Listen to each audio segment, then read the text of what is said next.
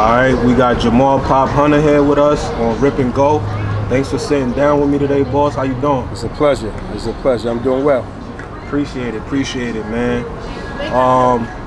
Shoot, let's get right into it, man. Where were you born and raised? Harlem, New York. Born and raised in Harlem, right here. We actually in Bill Rob right now. This is my old stomping grounds. But you know, my family come from a long legacy between the Harlem and the Duncan family. Significant in the neighborhood, but I'm born and raised in Harlem, man. Got you, man. What part of Harlem is that we in? You know, if people ain't familiar with Bill Robinson Park, what part of Harlem? I mean, it's uptown. This is uptown in Harlem. You know, but on 50th Street between 7th and 8th. Now it's Adam Clayton Powell, and you know, they done gentrified it and all that. Yeah. Adam Clayton Powell and the Frederick Douglass Boulevard, but we between 7th and 8th on 50th Street. Got you. What was it like growing up in Harlem as a child? Beautiful, man. I mean, you know, it's always love. You know, like I said, I come from a big legacy. So between the Harlems and the Duncans, it was nothing but love in the neighborhood. Never had no worries, none of that kind of stuff. We never knew we was broke, you know, none of that kind of stuff. It was just beautiful.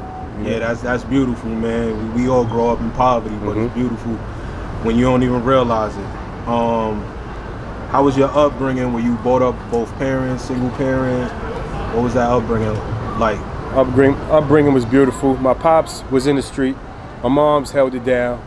But, you know, my pops was around, you know, but at the same time, my pops was more the kind of dude, he would come around and carry the trophy on championship day. You know what I'm saying? He wouldn't necessarily come to the game and all that kind of stuff, but it was always all love. My pops, I look just like my pops. I walk just like my pops. I talk just like my pops.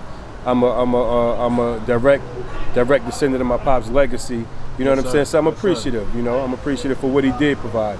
And as he got older, I got to understand that certain times in life is not necessarily things that you can control. Some things are beyond your control. But I'm glad that he was always around. I'm glad that he always kept us straight. I'm glad he always kept it real with us. And I'm glad he did what he could do. Because as a parent, I understand that life is rough, man. Yeah, absolutely, man. You can't really ask for much more, man. What would you say were some of the benefits of having him in your life, and when he was present and active and on you? What would you say you benefited from?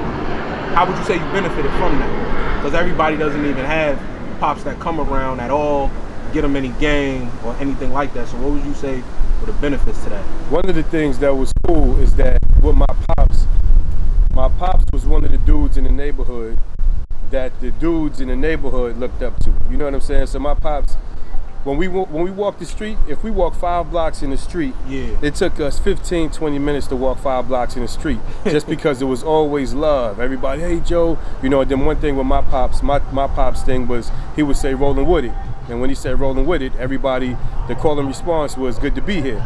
So when we rolled down the street, it would be like, yo, Joe, you know, and then he'd be like, rolling with it, and then you hear the rolling with, good to be here. Or he, and even back in the days, he was a number man. Yeah. So when he came through, his thing was baby waist, license plates, dreams and schemes, get down. That was his thing. And when he hit the block and people did that, you know, they came through like roaches or whatever. So it was like I got to see the hood from a different element, and I got to see the hood from an intimate element, because I got to be what part of the chosen crew.